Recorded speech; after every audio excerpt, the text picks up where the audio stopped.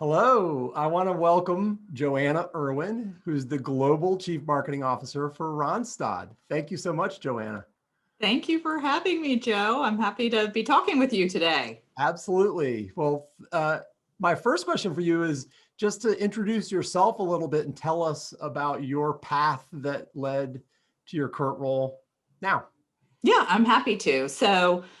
Um, let's try to give you a short version. So after I graduated from college, I went into film and video production. I was a film major in college and also psychology. So I did that for a few years.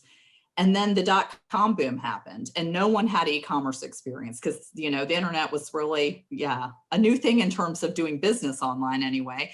So it was like, okay, well, if you've produced TV and, film, then you could probably produce a website. So I got hired by a digital agency in the late 90s, and I got great experience on the agency side, then helping these, huge brands take their offline business online. So as an example, I worked on Home Depot's first e-commerce website back then, which was a huge, just amazing experience and just learning by doing. So I did that for a few years and I kind of was part of the boom and then the bust.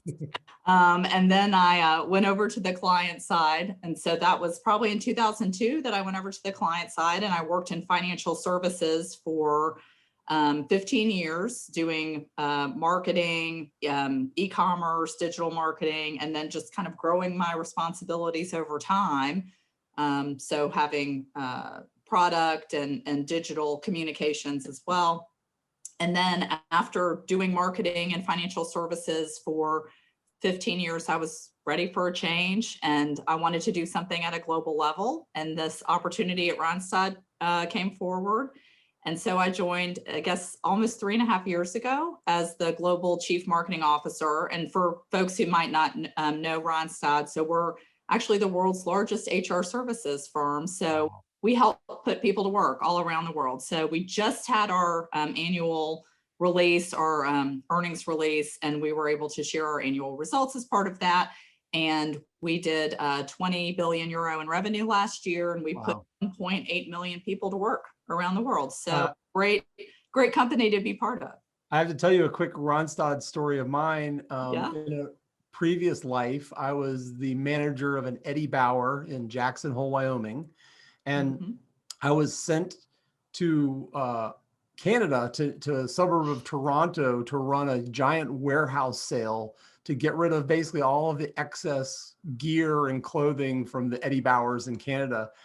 And my warehouse was staffed by 75 or so workers that were provided by Randstad. This was a temporary gig, but so I had a great experience. And the coolest thing for me was that this may be a Canadian thing, but all of the staff that worked the warehouse sale were all different ethnicities, all different, different accents. It was cool to work there and see all these different people that were all, had been employed for this. It was a temporary gig, but obviously you all have permanent gigs as well. Yeah, we do both. And we do blue collar and white collar and, technology professionals, but then also logistics like you experienced in warehouse. And we're really committed to diversity. So it's not surprising to me. I mean, we help people who are refugees, even, in countries that aren't their home country, help them find, relevant work for them. And so, it's a great company to be part of because we really have a strong purpose and that we help people find jobs around the world. And obviously that's a big, important part of life, but it's good to hear your story. And I actually was a Randstad client too, prior to joining as the CMO. So I had a similar good experience. And awesome. Yeah. I love it. So from a career standpoint, I'm curious if there's any advice that you wish you had gotten earlier in your career, or maybe advice you would give somebody that's early in their career. Yeah, I think a good piece of advice is, I think sometimes when you're kind of an up and coming professional, you feel like you have to be the one that comes to the table with like the best answer and best solution, and you've got it all figured out. And so if I had it as an example earlier in my career, if I had a big kind of high stakes meeting with an executive or with a board, I would want to have this like fully baked idea, like just ready to go for them that I could pitch to them, and I would knock their socks off. And what I realized is that actually it's better to have the conversation and to have it be more of a collaborative approach, and to see what other people might add to your not necessarily even your proposal or your idea, but the question or the problem you're trying to solve. So I guess that would be a piece of advice I would give, have those conversations with relevant people, like kind of have the meeting before the meeting, so you can get some great ideas from other people, because it doesn't always have to be your great idea. And in fact, you'll get a lot more buy-in if you take the time to listen and incorporate other people's ideas. I love that. And that's what I was going to use the phrase that you're getting buy-in throughout the process so that they have a stake in the outcome. And it's not just Joanna's going to succeed or Joanna's going to fail. It's we're going to succeed or we're going to fail. That's exactly right. Yeah. Love that. So what would you say is I believe that we all have a superpower. We talked a little bit about how mine might be related to matchmaking in some way, but tell me about what is your superpower? So yeah, I don't really feel like I have a superpower. I wish I had a superpower, but I really like this idea of strengths and understanding your strengths and building on that. So probably like 15 years ago in my career, I worked at Merrill Lynch, and they had this global management development program that I was part of. And the philosophy behind it was really understanding what you're good at and then capitalizing on that. And so rather than focusing on your weaknesses, and we've got to improve these weaknesses, really understanding and focusing on your strengths, because that's where you're really going to be able to make the biggest impact. And that really resonated with me. And so we took the Clifton Strengths Finder, which is part of Gallup now, I think. Yeah. And I really liked that. And I would encourage people to do that if they haven't. Of course, I was also a psychology major, as I mentioned, so that appeals to me in that way.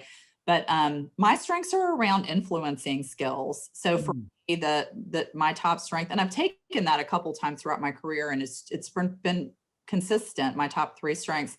So one is called maximizer. It's about wanting to take something good and make it even better. And iterate it towards, just sharpen it and make it better. And where can we improve and grow? And that's what brings me a lot of energy.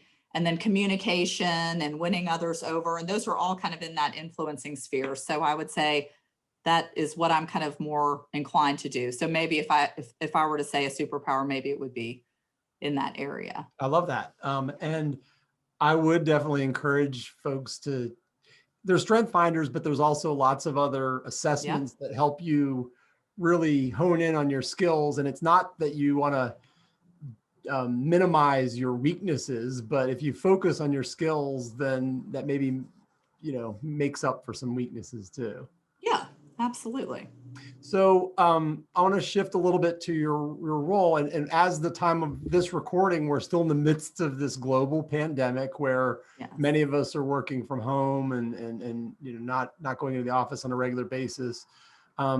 Other than the pandemic, though, I'm just curious about some of the larger challenges that you face as a marketer. You're marketing a big global services focused business. So I'm just curious, what are some of the challenges that you're facing right now? I think it has to do with just, the size and scale of the business, which is exciting because then you can make this bigger impact in the world even. But it also means that there's a lot to juggle and a lot, like we talked about influencing, like there's a lot of influencing that I have to do across a big global organization. And historically, Randstad has operated in a more decentralized way. So we've got all of these operating companies that do business in 38 markets around the world.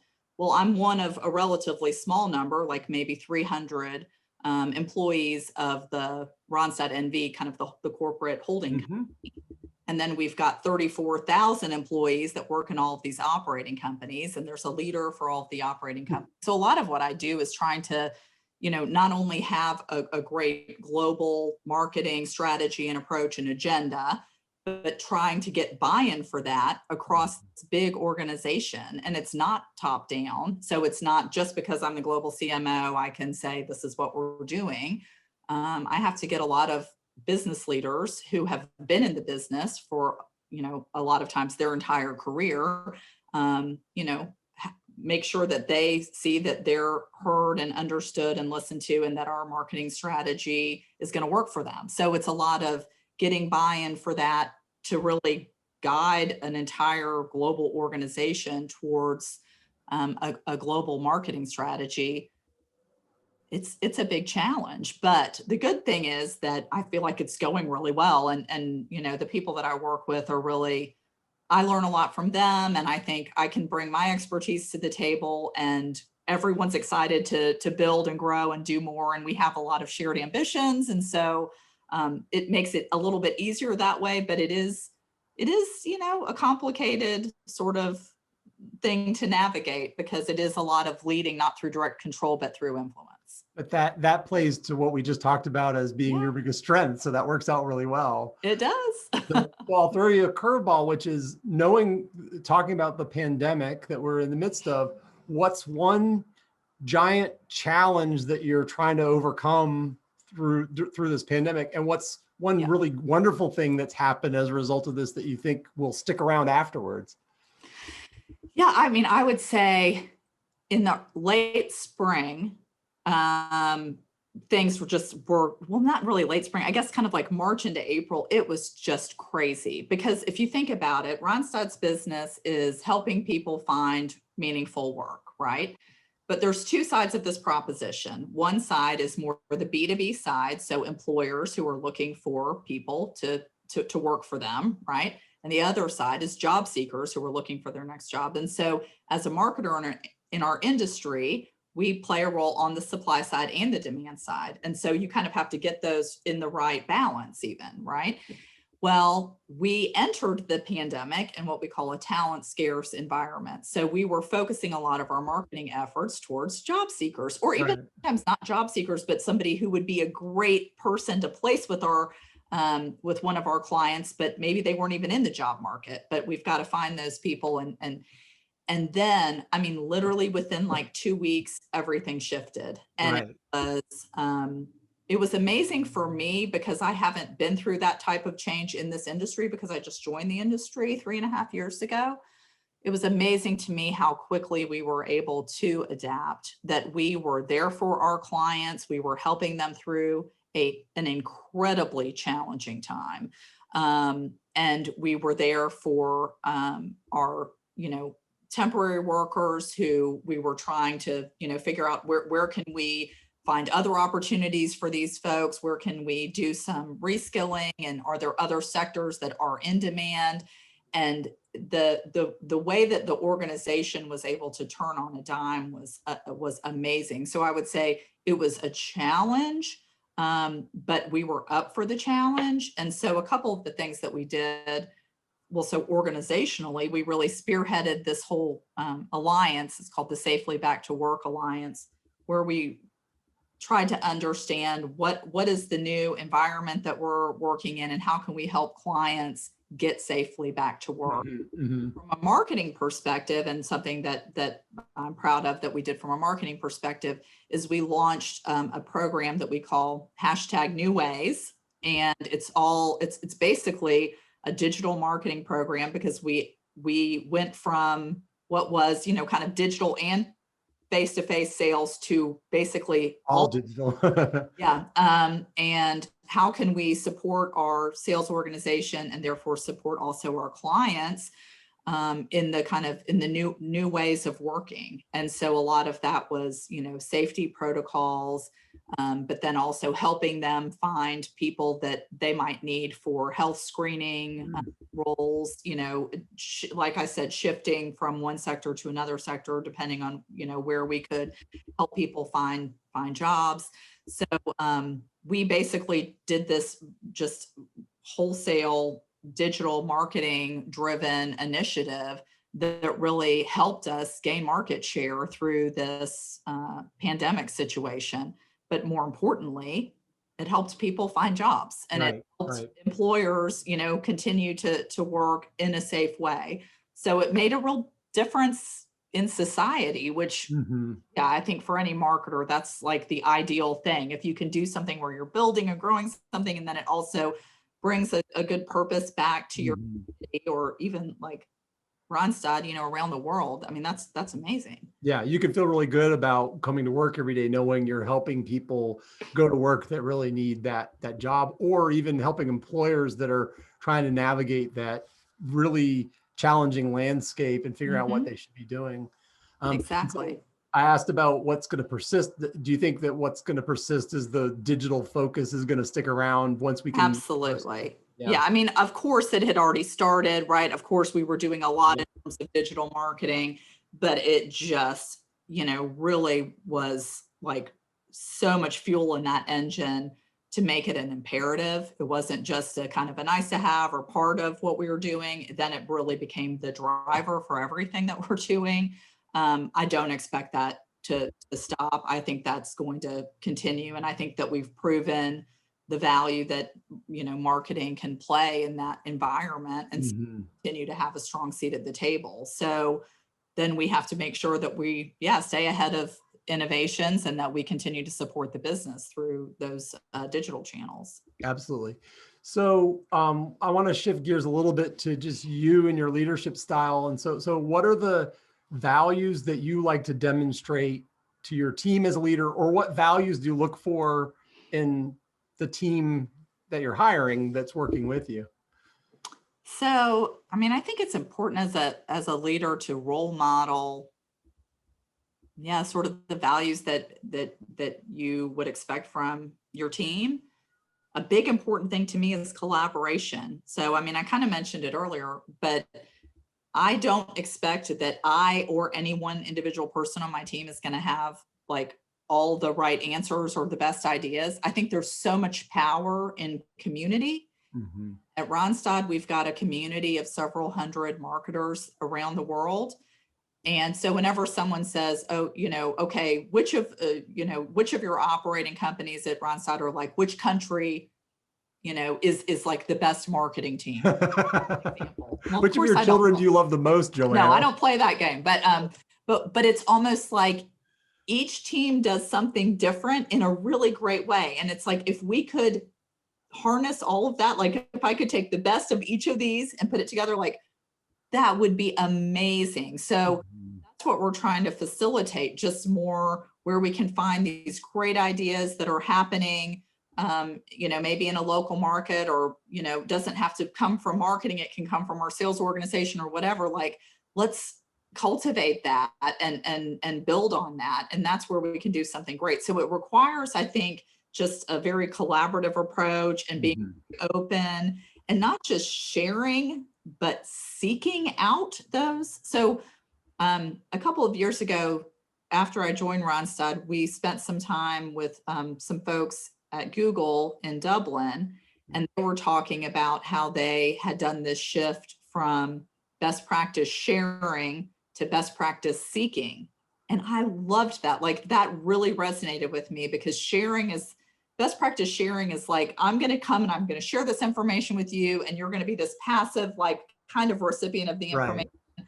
And maybe you'll take some of it and do something with it, but like 9 times out of 10, you probably won't. Right. Like, that was interesting. And then most of it will wash over you, and you may. That's right. That's right. But like this idea of best practice seeking, I loved that, because then it's just so much more active. And it's like, okay, Joe, I'm giving you an assignment. We've got this amazing organization. Who does the best e-recruiting in our entire organization? Like, so go find you become a reporter that gets to go find the story. Yeah, that's right. Exactly. And trust me, it's out there.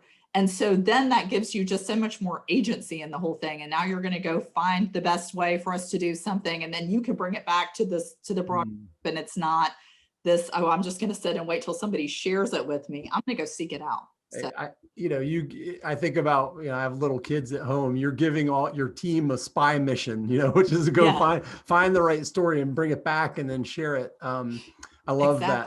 I love that. So you mentioned your team and the fact that, being global CMO, you've got teams all around the world that you're working with. So how do you I mean, I don't know how many direct reports you have, but how do you mentor your team, and how do you grow and coach your team, especially when they're distributed? Even pre-pandemic, we're distributed. Yeah. So I'm based here in Atlanta, as you know, Joe, and Atlanta's our North American headquarters. And we do about 20% of our revenue in North America, Randstad does.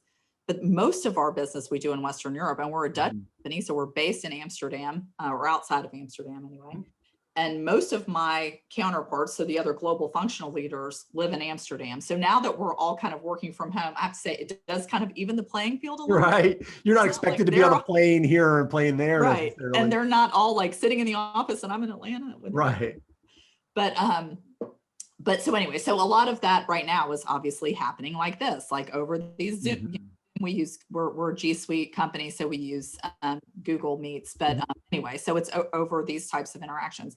But my approach has always been, like, my coaching approach is just like asking questions, trying to ask questions instead of giving answers. Like, I just think that is the way to do it. So I might have an idea in my head, but if I just share that idea with you, then I've just, especially if you're in a leadership role, then I think people think, oh, well, then that's what I have to do because my boss told me that, or somebody who, might be, a global leader said that. And I think it's just so much more powerful when you can help people get to the answer that is for them, because the way that I might do something is probably different than the way you would, and that doesn't make it better.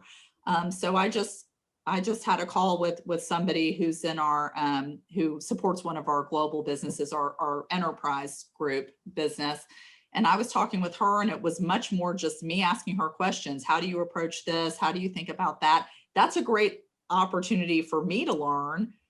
And then hopefully that challenges her to think about how would she bring that to a bigger group of constituents in our organization. So I don't know. I think that's a nice way of approaching coaching and mentoring. Yeah, I mean, you need a scalable approach to be able to take, to your point about even best practices earlier, how do you distribute those out to your teams so that they can grow and learn?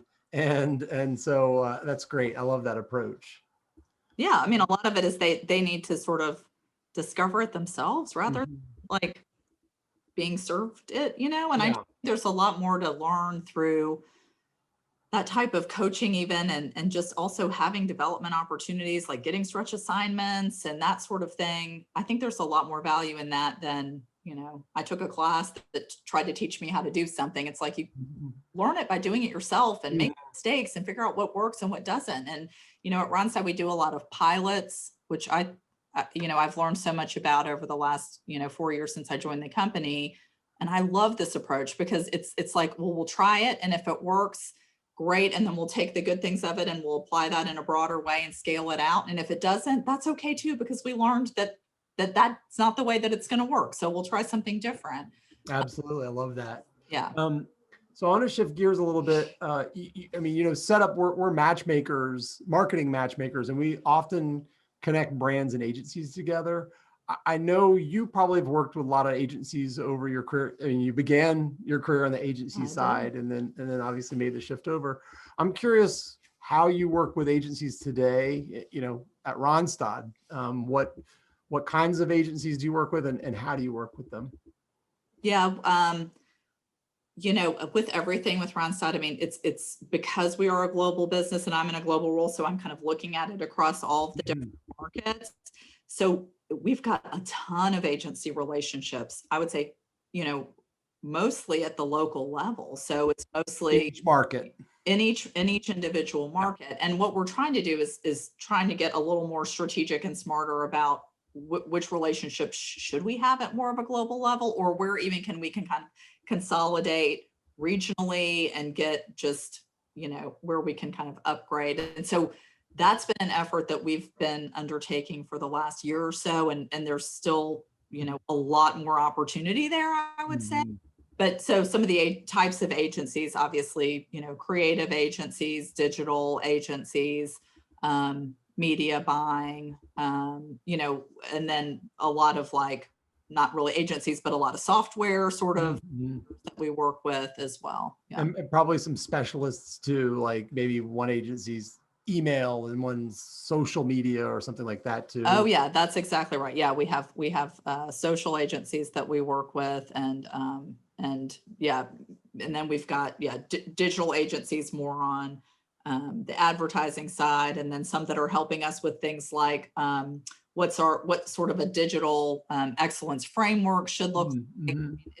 And then marketing communications agencies, some that we work with for events. So I mean, it's probably everything that would be that you would consider in the realm of marketing. Somewhere within our ecosystem, we're doing something like that. So when working with potential new partners, what kinds of things are you looking for? What traits are important in an agency partner that are important to you?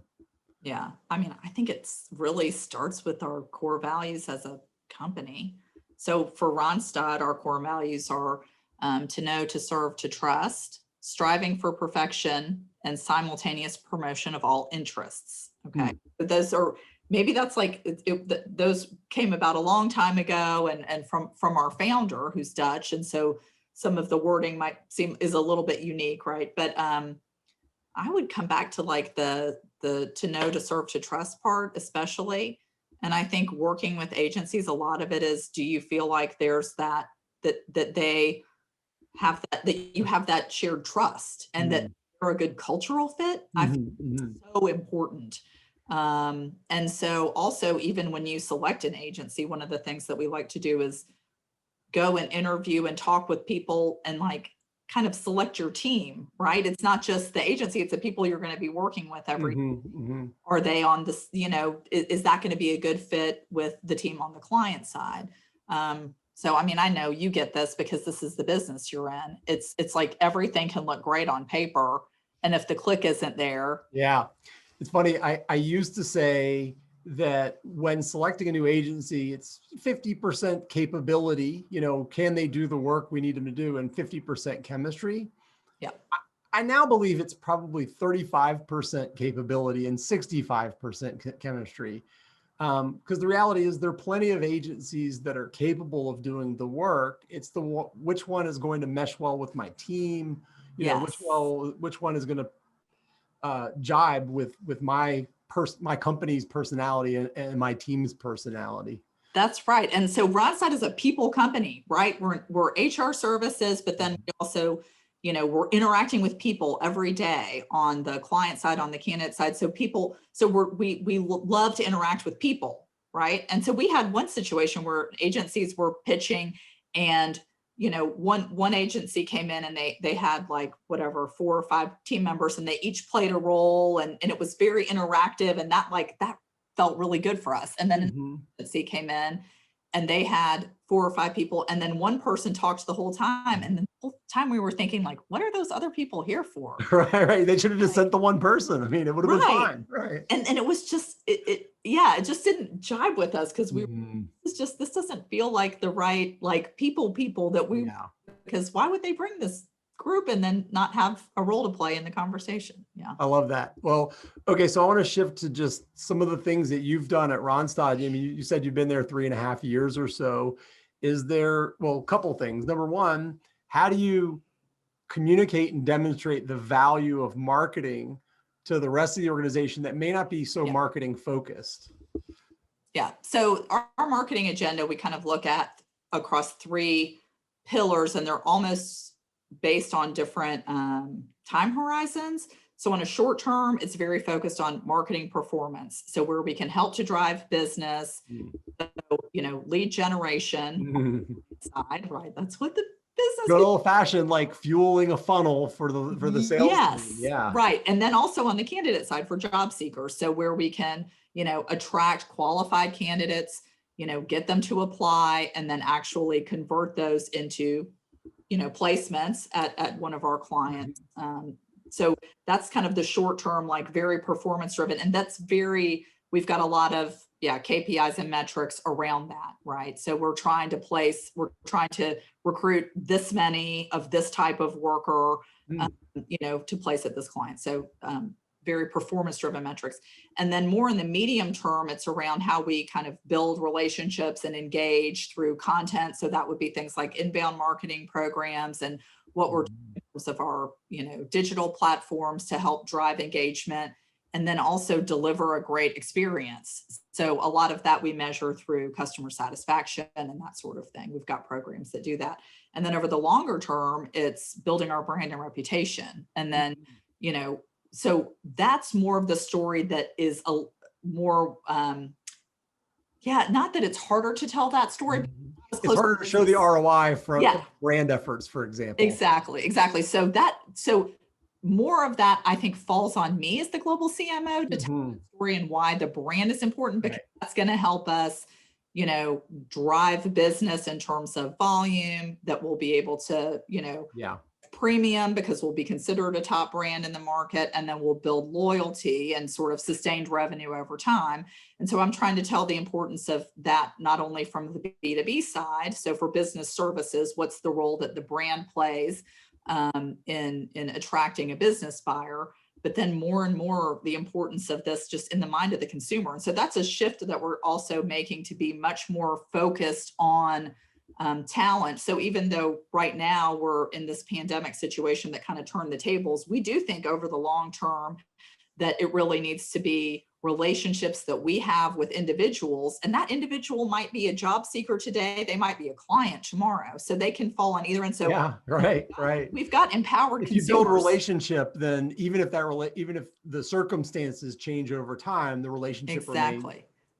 Yeah, exactly. But we want to be a brand that stands for, people that, our purpose is helping people and organizations realize their true potential. But if we can really focus on that people side of it, helping people realize their true potential, building those lifelong relationships with them, elevating our brand in that way, that really differentiates us in what, can be a pretty commoditized market. So,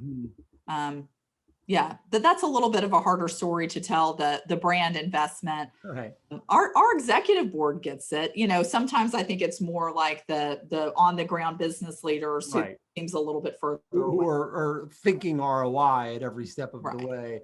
It's funny. I always say, Nike puts the swoosh all over the place with the hopes that one day you'll walk into a store and choose the swoosh over the 3 stripes. So the brand eventually comes back to lead gen, but it's laying a groundwork and foundation, to your point, to a relationship that then later could pay off with ROI. Yeah, exactly. And that you actually deliver on that brand promise, and you're, kind of fulfilling that through the business almost. Yeah. So is there a specific campaign or program or something that you've done in the last, couple of years that you are particularly proud of, or that you learned something, either it was a great success or it was not such a great success, but you learned some valuable things from it? Well, I mean, I think that the New Ways program that I mentioned is one I would point to as a big success, because it was just so well adopted by the organization, and it drove, drove the business for the second half of the year, really. I mean, really starting in the second quarter. But one that I would point out that I learned something from, it wasn't a big program, but this was just, I think, a really good learning. And, as most learnings go, you learn it because you're in the middle of it. We, soon after I joined Randstad, we were working on this video project, and it was a video that was meant to communicate something to, kind of an important marketing topic to a group of business leaders around the world within the organization. And we had a deadline because we had a certain date. We were going to have this meeting and all of that. And I was working with the team, and so my team on this, and I was getting all their input, and I got all their input, and I took some of it and I didn't take some of it. And I said, okay, this is the decision, and here we go. And it was like I was charging up the hill, and then I turned around and nobody was behind me. Like, what's happening? Like, this is strange. And this was such a good, cultural learning for me, that as a global CMO, my experience has always been very US centric. And I grew up in businesses that were global, but really were US businesses that also did business outside of the US. They exported their American thing to the other countries. Sometimes, yeah. Or it was more, or it was like the majority of the business was US, and that was where my focus was. And then, but I just also realized that all of the leadership training that I've been through was very like American-centric leadership training, which is about the importance of like understanding all the facts and then making a decision and taking a decision. And then also it's very American approach to almost boss makes a decision. We all, even if we don't think it's all in line, right? 100% the best decision, we're still like, we're in it with the boss, and and that is not the Dutch culture. Okay. So I'm like an American functional leader, for marketing and communications, now in a global role, and really my team is based in the Netherlands. So it's they grew up more in a Dutch, style of business and way of working, and just culture, society more broadly. It's just different. Mm-hmm. It's much more democratic, and everyone has a voice. And that was something that I didn't experience until I was the one who was like making all the decisions. And they were like, "We're not okay with your decision. We're not." And I was like, it's a little bit humbling, Joanna. Yes, it was very humbling. Yeah. And then I took a course soon after that on intercultural management, and I learned about, right, it kind of knocks you in the face. Of course, there's different approaches in different cultures, but until you actually experienced it in that way, and you're, what am I doing differently or wrong? Well, no, it's not that I'm doing something differently or wrong. It's like, I'm in a totally different context. I'm not leading a team of US marketers.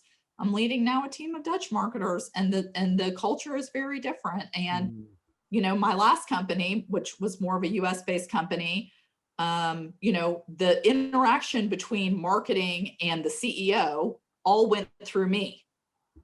Now at a Dutch company, people on my team at all levels reach out to the CEO directly, and there's very open lines of communication.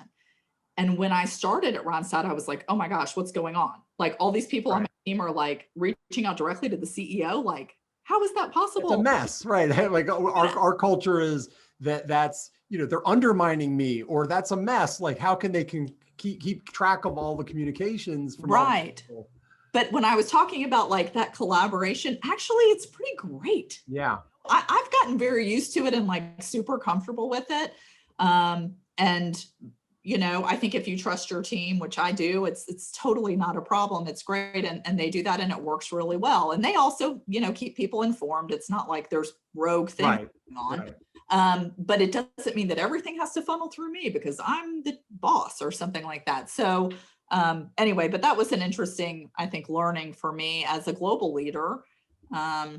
It's very different, really, being in a global role than being in a US based role. Well, and also it's a global role for a company based in Western Europe. It might be very different if the company were based in Japan or based somewhere in South America or somewhere else. Absolutely. Yeah, I have spent a little bit of time in Japan, and I had some real culture shock moments there, which were, again, good learnings. Yeah, right. You're better rounded as a leader because of these experiences. Absolutely. Okay, so I'm going to ask you a couple of fun questions. We have time for just a couple of fun questions. One is there a quote or a movie or a book or a band that inspires you, and why? So, yeah, I would say like probably more inspired by music than anything. And I'm a big fan of indie rock. And so there's an indie rock band that was really more in the 90s, which also shows my age, but called Mine too. Yeah. Sorry, Joe, you can relate. Yeah. It's called Neutral Milk Hotel. Oh yeah. I was listening to them last night, in fact. They're just amazing. I've seen them live. They're amazing. Yes, so have I. Okay, so we may have been at shows together. Eddie's Attic, I saw them and I sat right like two seats from them. Okay, so I haven't seen them at Eddie's Attic before, but yeah. So this band. So now that everyone is watching this knows that Joe and I love this band, go check them out. But the album so Jeff Mangum is the main guy, as you know, and he wrote this album in an airplane over the sea, and it's based on he read the story of Anne Frank and the Diary of Anne Frank, and was so inspired and touched by that story. And he wrote this amazing album that's almost like in tribute to her. It's a love story to her. But it's just the lyrics and just the layering of the music. It's just really, yeah, it's amazing to me that's like that sort of stuff really just, yeah, almost like raises the hairs on the back of my neck. Oh, I love it.